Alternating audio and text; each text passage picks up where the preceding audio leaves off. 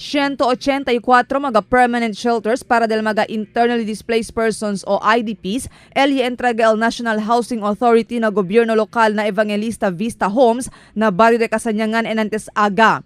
Parte este 184 unit del 828 unit que hay construir el NHA na lugar que tiene fondo de 71.939 millones de peso.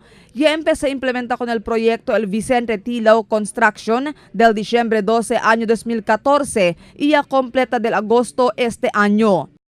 Masayang-masaya po kami kasi may bagong bahay kami kasi dati ang hirap-hirap ng buhay namin pero ngayon thank you, alhamdulillah may bahay na kami. Pero mas que del mga IDP siya el casa, tiyan na lang syempre sila ki ay sigi con cuantos del mga polisya del NHA sobre el di ila estada na lugar.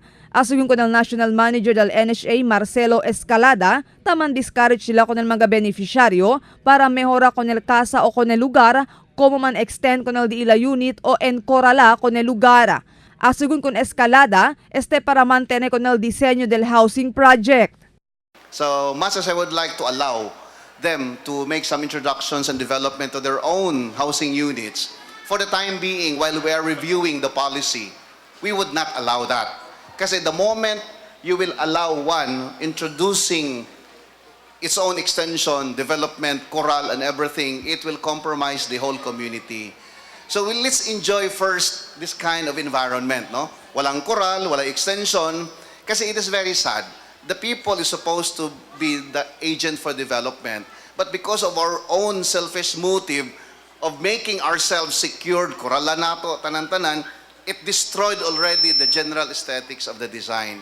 Yaman warning también si Escalada con el mga beneficiario del casa para no viola con el policía del NHA, a ver para hindi sila ay tene problema. If they insist, mag-shift ang ako ang policy into something behavioral. Example, kung sino yung na-blatter sa police, demerit na siya. Kung sino yung proven naghugaw-hugaw sa ato ang proven, sa ato ang surroundings, demerit po siya. It is a demerit and merit case. And if we cannot evict by reasons of non-payment and everything, perhaps as a matter of policy, we can evict by reasons of misbehavior. That is the essence of a communal living. A mediante que entregaya con el mga casa con el mga IDPs y podía sila kada enseguidas na lugar, no hay pa siempre conexión de corriente y agua na lugar. Por ejemplo, agua, tali el fondo, pero no hay pagane, yakabayaman bidding, hindi pa kita pwede man award because no hay pa komposita con el di aton luwa board. And I've spoken to Sir Andy.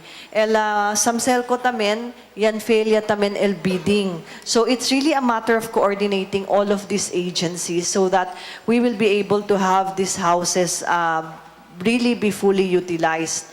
Puera con taman problema también cuantos del mga beneficiario del casa por causa kay bien jutay lang según el casa. Hindi según conveniente para esta na casa especialmente si grande el familia. Marifita Mayo, Dateline Zamboanga.